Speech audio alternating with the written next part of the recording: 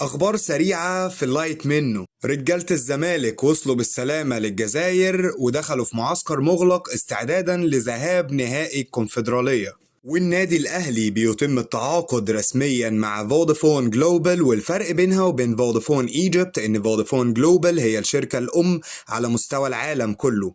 الصفقة دي تمت بمبلغ يتخطى ال1 مليار جنيه علشان تكون فودافون هي الراعي الرسمي لتيشيرت النادي الأهلي بداية من الموسم الجاي إن شاء الله.